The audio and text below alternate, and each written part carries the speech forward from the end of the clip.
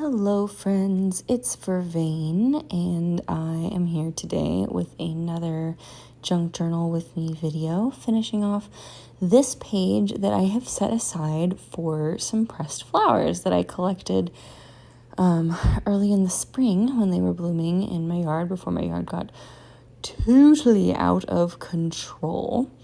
And I thought that I would throw this in under the Junk Journal July prompt petal. Actually, I was looking at the Junk Journal July prompts, looking for kind of things to kick me off, and saw the prompt petal, and I was like, oh, I should finish this page. And also, I'm kind of speed running finishing this journal not because I don't love it. Like, every journal that I make and work in, I feel like I love so much. I would love to just work in it forever, especially like the more that I work in it, the more that I build a connection with it. And also, the more that I work in it, the chonkier it gets. And this one has gotten super chonky, and I've pretty much filled 2 of the 3 signatures. And then the 3rd signature is like untouched. So I'm kind of trying to speed run the 3rd signature. I might just do like a bunch of photos and a bunch of written journaling to kind of narrate kind of where I am in my life right now and what's happening. And anyhow, so petal and pressed flowers. So you'll see at the top of this page, I had already written in like some notes about like the names of some of the wildflowers that I was pressing, because I had kind of visualized like putting little samples of each of these flowers right above where the words are, like right next to where the words are for each one. And then I had also imagined myself collecting more pressed flowers throughout the season. I did not collect more pressed flowers throughout the season, and also the pressed flowers that I did collect took up more space than my imagination allowed for when I was writing those notes. So those notes still live at the top. They do still reflect the plants that ended up on this page. I think there's 1 or 2 plants that end up on this page that weren't mentioned, but they're not necessarily next to the plants that got put down. So I'm using some acrylic gel gloss medium, which goes on super thick and heavy, which makes it really good for this sort of thing, because you can put things like dried flowers in it, and they will get like encased in it like a heart. Oh, baby cameo. That's my husband came in with the baby and was like, I want to put the baby on the camera. And I was like, okay, that's cool. So that was my daughter. And yeah, so all this white stuff that I'm putting on the page with the palette knife will dry clear. It will take a long time, like basically 24 hours to be totally see-through and dry and whatever. The surface of it will dry pretty quickly, so I was actually able, while it was drying, to work on some other pages in this signature, and then I just kind of turned it back open to this page and let it dry overnight completely.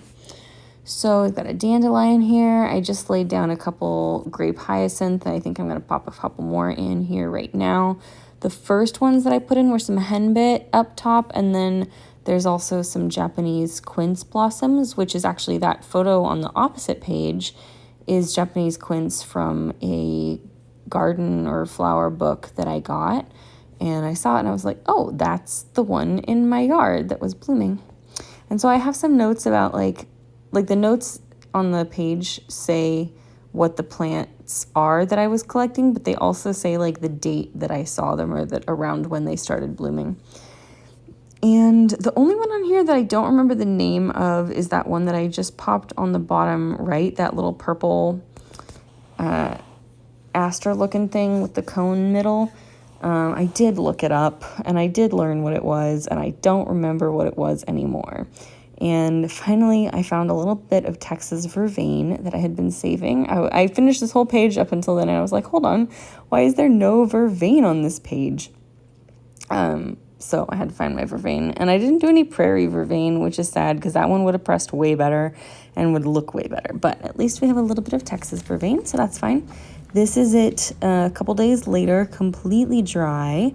So there's the Japanese quince, the henbit. Right at the bottom of that henbit stem is some Texas redbud that's like super pink on the tree, but it dried really blue, which is cool.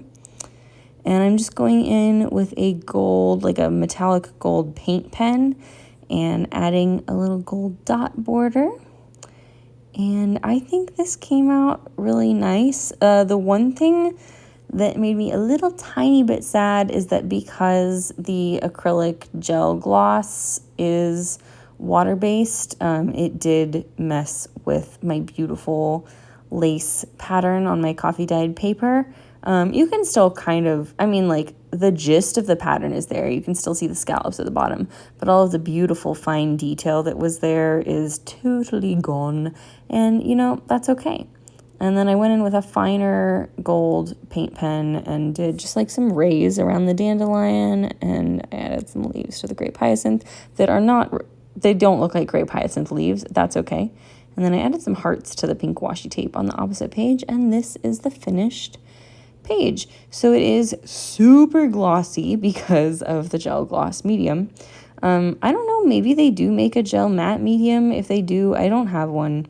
And if you noticed that I ended up like finishing the application with my fingers, that was actually way easier and better and more effective than what I did with the palette knife.